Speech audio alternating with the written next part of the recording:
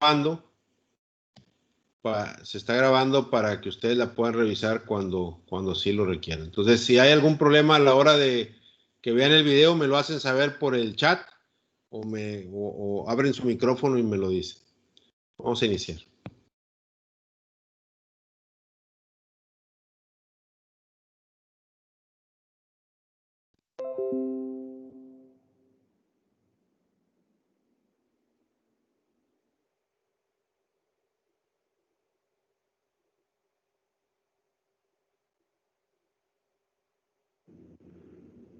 Hola muchachos, hoy vamos a ver cómo resolver circuitos magnéticos convirtiéndolos a circuitos análogos eléctricos. Esto que ustedes ven en la imagen es un circuito magnético, un núcleo de material ferromagnético, y ese núcleo debemos de saber el material. Vamos a poner que este es un núcleo ferromagnético de un material llamado acero laminado en frío.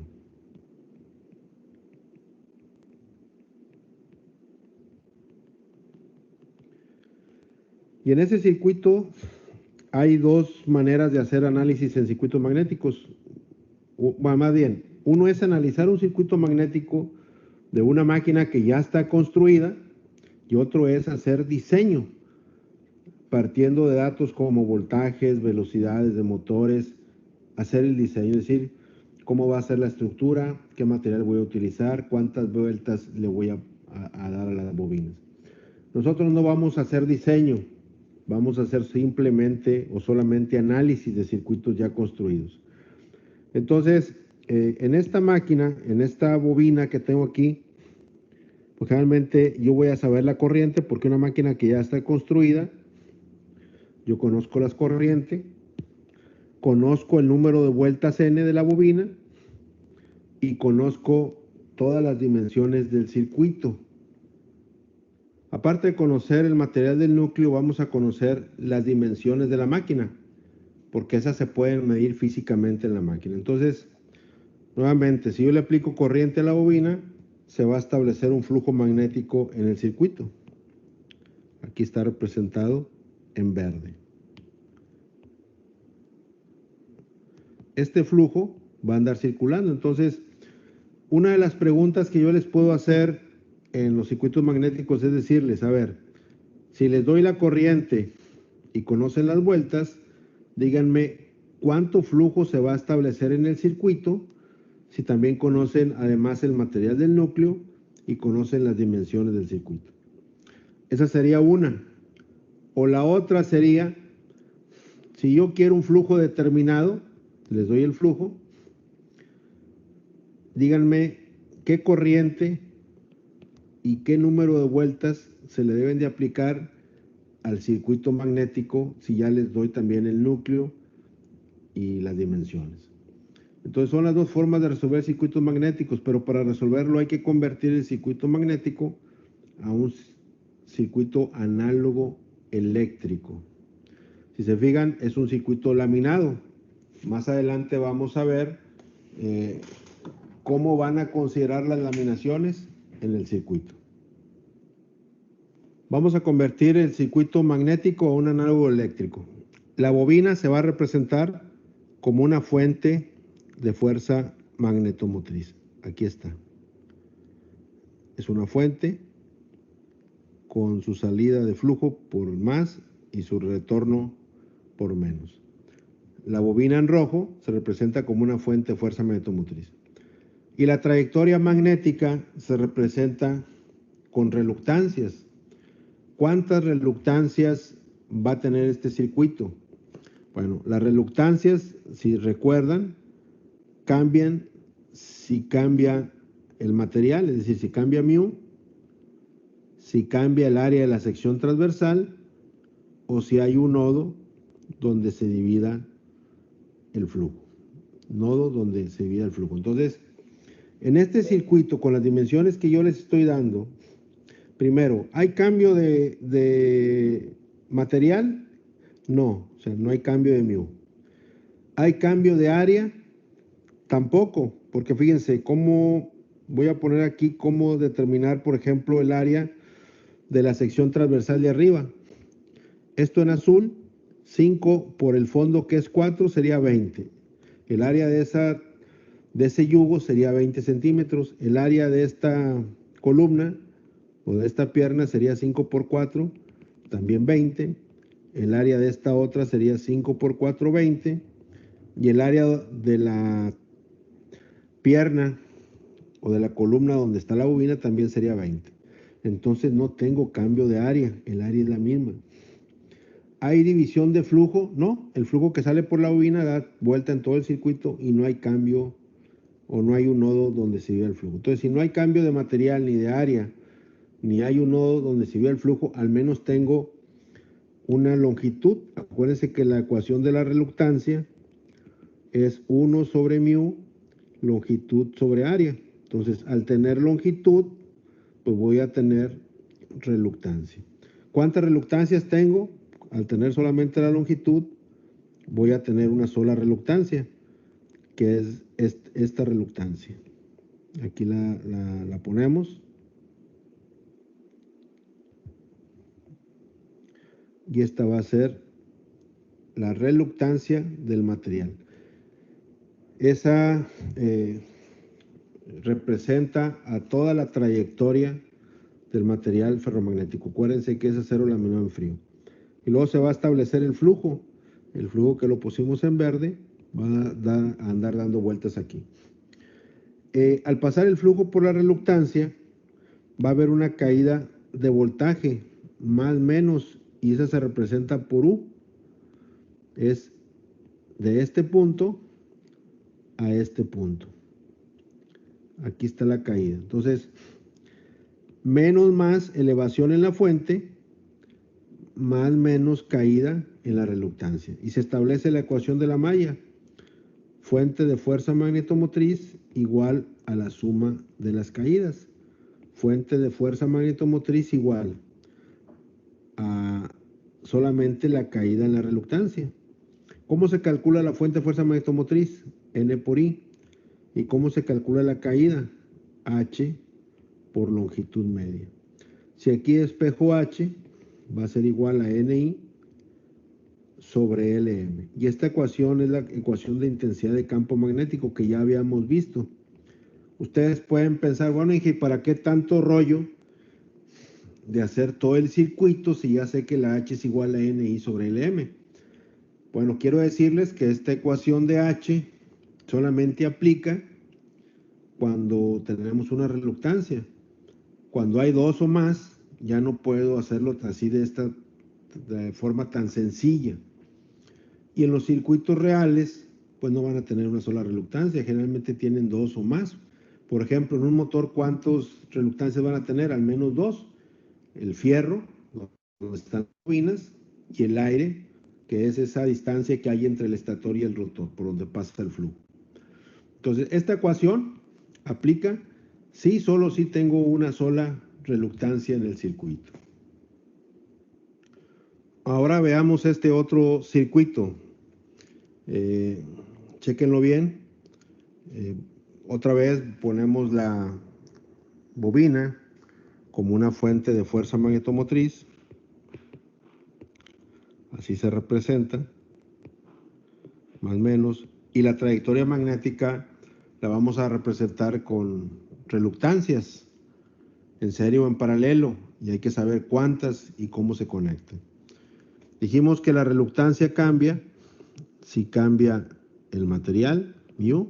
En este caso no hay cambio de material, sigue siendo un solo circuito, un solo material en el circuito ferromagnético que es el acero laminado en frío. Si hay cambio de área, aquí sí hay cambio de área.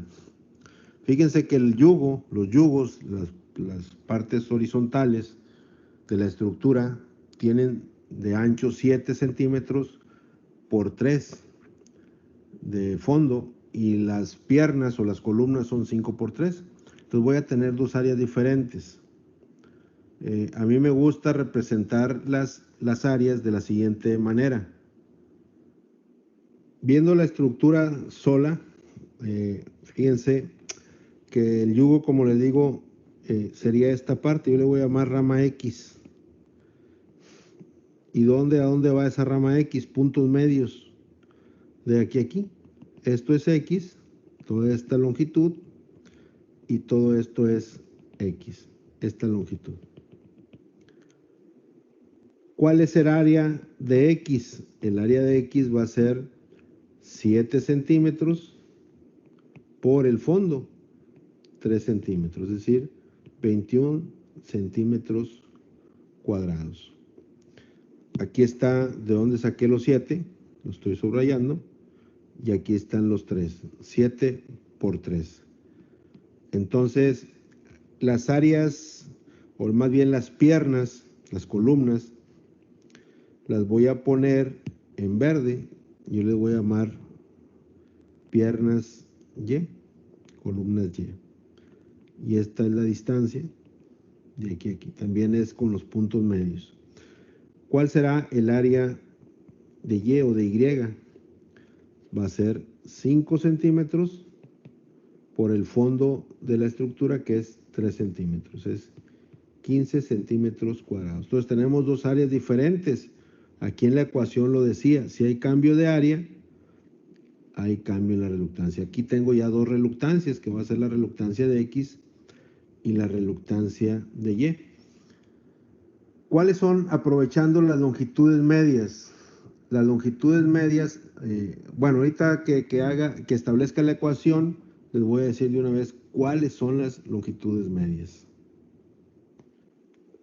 Entonces, si hay cambio de área, no hay cambio de material, y si checo si hay un nodo donde se divida el flujo, pues tampoco lo hay. No hay cambio no hay un nodo, no hay cambio de material, pero sí hubo cambio de área. Entonces, ¿cuántas reluctancias voy a tener en el circuito? 2. Una reluctancia que se llama reluctancia de la rama X, del yugo, y otra reluctancia que va a ser la reluctancia de las ramas Y, de las piernas o las columnas. Y lo que se establece ahí adentro va a ser el flujo. Entonces aquí ya podemos establecer algunas ecuaciones. La primera ecuación que voy a establecer es que el flujo en X y el flujo en Y, ¿cómo son? Son iguales, porque están en serie. Las dos reluctancias están en serie. Es decir, lo que pasa por X va por Y y así sucesivamente. Entonces, flujo de X igual a flujo de Y.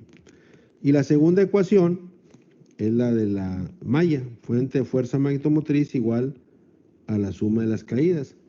Fuente de fuerza magnetomotriz igual a caída en X más caída en Y. Y esta ecuación es la que representa al circuito.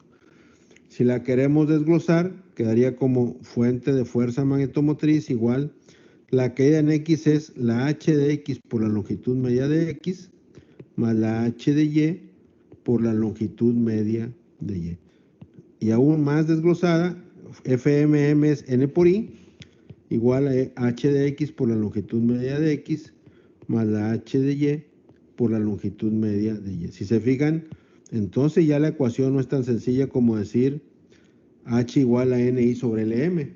Aquí hay que hacer un análisis en H, un análisis en la rama X, otro análisis en la rama Y, y la suma me va a dar el N por Y. Es decir, tenemos que analizar H de X por longitud media de X. Y luego hacer análisis en la rama Y, H de Y por longitud media de Y. Y la resultante va a ser la N por I. Finalmente, como ejercicio, aquí está cómo se calcula la longitud media de X y la longitud media de Y.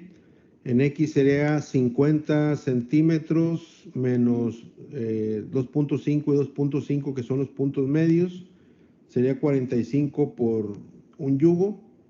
Por dos yugos que hay, o dos ramas, sería 90 centímetros. Y la longitud media de Y sería en una pierna 30 menos 3.5 menos 3.5 daría 7. Eso sería 23 en una de las ramas, de las piernas o de las columnas.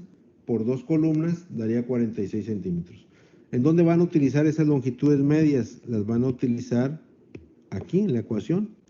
Aquí va la longitud media de X y acá va la longitud media de Y. Revisen la operación y si hay alguna duda, pues háganla saber en clase. Hasta ahorita ya vimos un ejemplo en donde no hay ni cambio de material ni cambio de área, no hay un nodo donde se divida el flujo.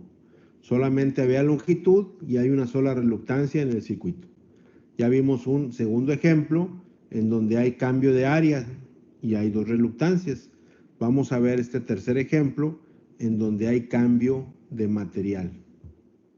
Este ejemplo que ven aquí es un ejemplo en donde hay dos materiales. Esto se usa en la construcción de motores. Se pone la bobina, aquí va la bobina, y hay un entrehierro. Esta parte que está aquí, muchachos, es un pedazo de aire.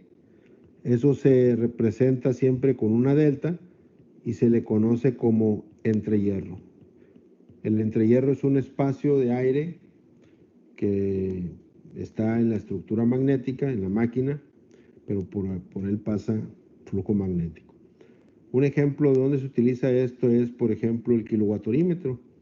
Es una estructura como esta, en donde en este espacio del centro se pone un disco que está girando. A mayor corriente va a girar más rápido. Entonces, pues tiene que haber el espacio de fierro para que el disco se esté moviendo. Estos kilowatt-horímetros son los que tenemos en la casa. Aunque es un motor de polos sombreados, después los vamos a ver cómo funciona. Entonces, la ecuación de reluctancia es, otra vez, 1 sobre mu, longitud sobre área. La reluctancia es el inverso de la permeabilidad. A más permeabilidad, menos reluctancia, y a menos permeabilidad, más reluctancia. A mayor área, menos reluctancia, a menor área, mayor reluctancia, son inversas. Y la reluctancia cambia si hay cambio de material, si hay cambio de área o si hay un nodo donde se divida el flujo. Entonces, en este caso vamos a suponer que todas las dimensiones del material son las mismas, es decir, 5, 5, 5, 5. Esto no cambia. O 3 o 4, lo que ustedes quieran, pero que sea la misma distancia. Por ejemplo, 5, 5, 5. Entonces, no hay cambio de área. ¿Hay un nodo donde se divide el flujo? No, porque el flujo que sale por el material va por aquí, viene por aquí, llega aquí, pasa a través del aire y vuelve a entrar y anda circulando. Acuérdense que el aire es un mal conductor de flujo y lo que va a hacer el aire es que va a disminuir la cantidad de flujo total en el circuito, disminuyéndolo, pero por el aire sigue pasando el flujo. Entonces tampoco tenemos un nodo donde se divida el flujo, pero lo que sí tenemos es cambio de mu. Tengo dos materiales, uno que es la mu del material, por ejemplo, acero laminado en frío, y otro que es la mu del aire, que se le llama mu cero, es la permeabilidad del aire. Entonces, al tener dos materiales, voy a tener dos reluctancias. Vamos a ver cómo se conectan. Así quedaría el circuito análogo eléctrico. Esto representa la fuente de fuerza magnetomotriz, la bobina, y voy a tener dos reluctancias. Una reluctancia que es la reluctancia del hierro y otra reluctancia que es la reluctancia del entrehierro. ¿Cómo están las dos? Están en serie, porque el flujo que pasa por ellas es el mismo. Aquí está el flujo, cómo va a estar pasando. Entonces se establece una primera ecuación que dice que el flujo en el hierro y el flujo en el entrehierro es igual. Y la segunda ecuación, similar al ejemplo anterior, sería fuente de fuerza magnetomotriz igual a suma de las caídas. Fuente de fuerza magnetomotriz igual a caída en el hierro más la caída en el entrehierro. FMM es N por I, la caída en el hierro es H por longitud media del hierro, más la H por la longitud media del entrehierro. Y la longitud media del entrehierro pues es prácticamente la distancia del entrehierro. que generalmente son milímetros, porque lo que menos queremos tener en un circuito magnético son entrehierros grandes. Entonces, esos entrehierros generalmente se miden en milímetros. Entonces, este es otro ejemplo donde hay cambio de material y hay dos reluctancias en el circuito. Vamos a ver ahora el ejemplo del núcleo tipo acorazado, muchachos. Aquí en este núcleo, si le aplico corriente a la bobina, se va a establecer un flujo, y le llamo flujo en esa rama, pero aquí hay un nodo. Aquí se va a dividir el flujo, una parte para acá y otra parte para acá. Entonces, para analizar el circuito, tenemos que convertir el circuito magnético a un circuito análogo eléctrico. Por ejemplo, una pregunta pudiera ser, ¿qué flujo hay en la rama extrema de la derecha? Si la corriente es de 9 amperes, 12,000 vueltas, y les doy todas las dimensiones como está aquí, y les doy el material del núcleo. Para resolver el problema, tienen que convertir primero el circuito a un análogo eléctrico. Acuérdense, la reluctancia cambia si hay cambio de material, si hay cambio de área o si hay un nodo donde se divida el flujo. Aquí no tenemos cambio de material, no tenemos cambio de área. Vamos a suponer que estas distancias son 8 centímetros en todo el circuito, entonces esto no hay cambio de área, porque el área de la sección transversal del núcleo sería 8 por 12, que es el fondo. Entonces no hay cambio de área, pero sí hay un nodo donde se divida el flujo. Entonces vamos a analizar el circuito partiendo de esa premisa. Para esto voy a etiquetar a las ramas como rama X. Esta sería la rama X, la pierna. La Y sería esta. Y la Z, que la voy a poner en color naranja o verde, sería esta que está acá. Entonces voy a tener tres piernas, X, Y y Z. ¿Y qué va a ser X? Pues el flujo sale por X. Aquí se va a establecer un flujo que se va a venir por toda la trayectoria media hasta aquí. Luego se va a dividir en Y. Lo de rojo es Y. Toda esta distancia hasta el punto medio va a ser Y. Hasta este punto medio que está aquí. Y luego Z sería en verde, punto medio, longitud media hasta este punto, y todo esto en verde es Z. Si se juntan Y y Z, se convierten en X, y esto que está en azul, pues es X. Entonces, las trayectorias en colores me definen las trayectorias de las ramas. Todo lo que está en azul, esto, más esto, va a ser la longitud o la trayectoria de X. Y va a ser toda esta parte de aquí a aquí. Y Z, esta parte que estoy aquí poniendo. Siempre trabajando con los puntos medios para encontrar las trayectorias medias. Entonces, ahí están las tres ramas bien definidas. Vamos a establecer el circuito análogo eléctrico. Otra vez, la bobina se representa como una fuente de fuerza magnetomotriz. Aquí está. La bobina en rojo ya está representada aquí como una fuente de fuerza magnetomotriz, porque la bobina tiene una corriente y tiene n vueltas. Y las trayectorias magnéticas quedamos que las íbamos a representar dependiendo de las trayectorias. Aquí no hay cambio de material ni hay cambio de área, pero sí había nodos donde se vio el flujo. Entonces va a haber una reluctancia que la puse en azul, que era la reluctancia de X, y otras dos reluctancias, la reluctancia de Y, que está en rojo, y la reluctancia de Z, que está en verde. Entonces, así están las reluctancias. Y estas reluctancias están en paralelo, Y y Z. Este es el circuito. Entonces, hay un flujo en X que sale por la reluctancia de X. Aquí lo voy a poner en el circuito. Este se llama flujo en X y se va a dividir en dos flujos. Un flujo aquí en Y y otro flujo de aquí para acá, que va a ser el flujo en Z. Entonces, aquí está el flujo en Z, en el circuito, y aquí está el flujo en Y. Si establecemos las ecuaciones de este circuito, quedaría que la fuente de fuerza magnetomotriz es igual a la suma de las caídas.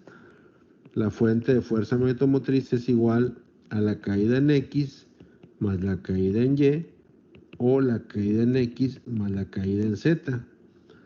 ¿Por qué? Porque estoy analizando las mallas. Entonces, primero analizo X y Y en esta malla, y después voy a analizar X y Z en la malla esta que está aquí. Cuidado, no sumar las tres caídas, porque si, eso significaría que están en serie y no lo es así. Acuérdense que la caída es, por ejemplo, aquí hay una caída más menos, que es la caída en X. Aquí está la caída en X más menos, y luego la caída en Y más menos, y luego la caída en Z más menos.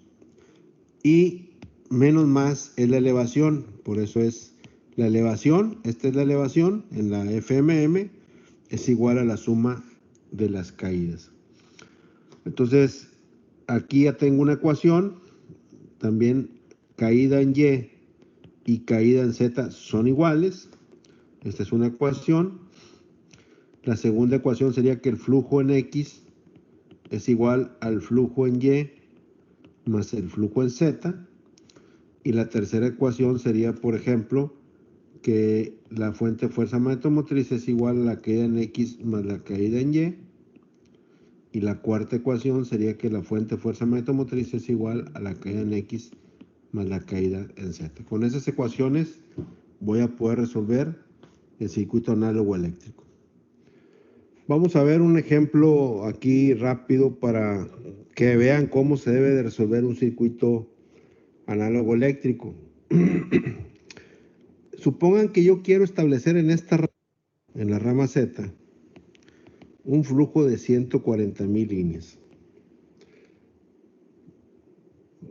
Tengo las dimensiones del material, como se las di, todas las dimensiones, pero lo que quiero que ustedes me digan es, para establecer 140,000 líneas de flujo en la rama Z, ¿qué fuente de fuerza magnetomotriz requiero? Es decir, que me den las vueltas y me den la corriente que necesito. O sea, estoy diseñando. Ya tenemos el circuito análogo eléctrico, es el que les mostré ahorita. Entonces vamos a partir, si yo tengo el flujo en Z, ¿qué puedo sacar, muchachos? Pues la densidad de flujo en Z. ¿Cómo se obtiene? Flujo sobre unidad de área. ¿Tengo el área de Z? Sí. ¿Cómo saco el área de Z? Esta distancia por el fondo me va a dar el área de Z. Si venimos a las dimensiones que teníamos, pues no les di esta distancia, vamos a suponer que sean 5. 5 por 12 sería el fondo. Pero el área de Z es un dato que ustedes van a conocer. Si ya tienen el flujo, que es el 140,000 entre el área de Z, saco la densidad de flujo. Y con esa densidad de flujo voy a sacar la H de Z. ¿Cómo la voy a sacar? Acuérdense que los problemas se resuelven de manera gráfica. Ustedes les voy a dar la curva, B contra H, la mu. Entonces, si ustedes tienen el dato de la B de Z, se van a la gráfica, hacen la intersección y sacan la H de Z. Entonces, esta H de Z, pues es esta que van a tener aquí. Si ya tienen la H de Z, van a sacar la caída en Z. ¿Cómo se saca la caída? H de Z por la longitud media de Z. ¿Tienen la longitud media de Z? Sí. Puntos medios, quedamos que era, me lo voy a poner con línea más gruesa. Todo esto verde, más esto es la longitud media de Z. Y multiplicándolo por la H, van a tener la caída.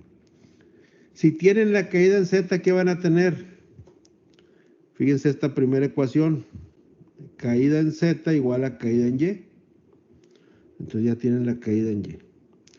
Si tienen la caída en Y, con eso pueden determinar la H de Y.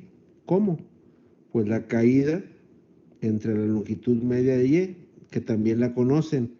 ¿Cuál va a ser la longitud media de Y? Aquí va a estar, miren. Lo voy a poner aquí. En esta parte, en línea más gruesa, todo esto va a ser la longitud media de Y. Entonces, ya tengo la H de Y, saco la B de Y. ¿Cómo saco la B de Y? Otra vez me voy a la gráfica de B contra H. Tengo la permeabilidad, pero ahora voy a tener la B de Y. Pero la H de Y, voy a tener esto. Subo en la curva, hago la intersección y obtengo la B de Y. Y esta B es el resultado que va a estar aquí. Con esa B, ¿qué saco? Saco el flujo de Y, porque el flujo de Y es B de Y por área Y. Y el área Y pues, también la conozco. Entonces, si ya tengo el flujo de Y y a eso le sumo el flujo de X, ¿qué me va a dar? Aquí está esta ecuación, ecuación 2. El flujo de X es igual al flujo de Y más el flujo de Z. Si tengo el flujo de X, de Y, perdón, y le sumo el flujo, no de X, el flujo de Z, aquí lo voy a cambiar, es flujo de Y más el flujo de Z, me va a dar el flujo de X. Otra vez, la ecuación dice, esta que está aquí, flujo de X igual a flujo de Y más el flujo de Z. Ya tengo el flujo de X, saco la densidad de flujo en X, que es el flujo sobre el área. Con eso saco la H de X, ¿cómo? Con la gráfica, otra vez con la curva. Con eso saco la caída en X, multiplicando la H de X por la longitud media de X. Y teniendo la caída de X y la caída, por ejemplo, en Z o la caída en Y, que ya las tuve aquí, si estas dos las sumo, voy a tener la fuente de fuerza magnetomotriz, que es la caída en X más la caída en Y o la caída en Z. Y el problema se resuelve. Si ustedes logran hacer todo este diagrama esquemático, todo esto esquemático, antes de darle números al problema, lo van a tener resuelto. Es decir, si se fijan, comencé teniendo flujo, el de Z, y luego saqué la B, y luego saqué la H, y luego saqué la caída.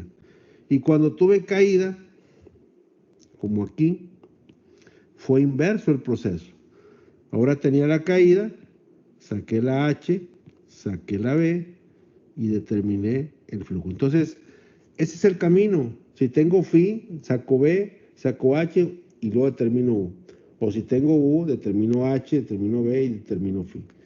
Entonces, denle un buen repaso a esto porque ya estamos casi listos para comenzar a resolver problemas. Finalmente, para esta clase vamos a ver los núcleos magnéticos laminados, que ya les he dicho que las máquinas se laminan. Aquí dice, los núcleos de todas las máquinas eléctricas se laminan para disminuir las pérdidas por corrientes de Eddy o corrientes de Foucault, o mejor conocidas como corrientes parásitas. Eso lo voy a explicar en la siguiente clase, las pérdidas de los núcleos por histéresis y por corrientes parásitas. A continuación se muestra la forma en que se calcula el área neta o efectiva del núcleo, conociendo el factor de apilamiento de las laminaciones o chapas de acero y conociendo también el área aparente. Entonces ustedes tienen aquí un pedazo de fierro, de material, que tiene un área aparente, que sería A por B. Recuerden que el área aparente es esta distancia, lo voy a poner aquí, esta, por el fondo. Y eso les da el área aparente. El área aparente sería A por B. Aquí está. Pero si lo multiplican por el factor de empilamiento, les va a dar el área neta. El factor de empilamiento es una medida de qué tan compactadas están las láminas. Entre más compactadas estén, el factor de apilamiento va a tender a ser 1. No, nunca será 1 porque entre lámina y lámina finalmente hay aire. Pero entre más cercano a 1 va a ser mejor. Por lo tanto, el área neta siempre será menor que el área aparente. Y aquí hay un ejemplo, dice, si el área A es 5 centímetros, B es 4 centímetros, el factor de apilamiento va a ser, y el factor de apilamiento es 0.9, el factor de apilamiento es un dato que se los voy a dar en los problemas, entonces el área neta va a ser 5 por 4 por el factor de apilamiento, va a ser 18 centímetros cuadrados. Si no consideráramos el factor de apilamiento, el área hubiera sido de 5 por 4 de 20 centímetros. Al considerar el factor de apilamiento, el área disminuyó a 18 centímetros cuadrados. Quiere decir que 2 centímetros cuadrados equivalen al aire. Y ya vimos que el aire es un mal conductor de flujo. Entonces, cuando hay fierro y hay aire, el flujo se va por el fierro, no se va por el aire. Es por eso la importancia de considerar el factor de apilamiento. Cuando veamos los ejemplos de los problemas, les va a quedar más claro su aplicación.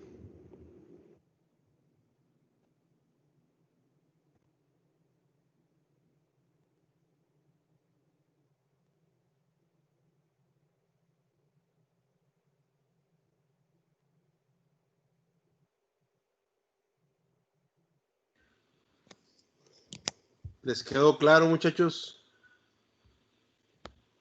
Sí, Inge. Sí, Inge. Sí, Inge, todo claro. ¿Hay alguna duda, pregunta? Yo, Inge, respecto a esto último, Sí. la distancia o el número que nos da de apilamiento de las láminas no tiene unidades. No. No, el factor de apilamiento, imagínense, todas las láminas, una tras otra, forman el núcleo. Pero para más juntas que están las láminas, por más juntitas que estén, entre lámina y lámina existe el aire. ¿Cómo se unen las láminas en un núcleo? Hay varias maneras. Una es a través de cerchas que van atornilladas y aprietan bien las láminas. Otra es con cordones de soldadura. Otra es con ahí estructuras ya predeterminadas donde se meten las láminas. Entonces, entre más apretada esté, mejor va a ser el factor de apilamiento, pero no tiene unidades. Pero es muy cercano al 1, generalmente 0.9495. ¿Cómo se determina? Es muy fácil, por densidad. Me gustaría que lo buscaran en la información en Google cómo se determina el factor de apilamiento, pero por densidad se puede determinar. ¿Alguna otra pregunta?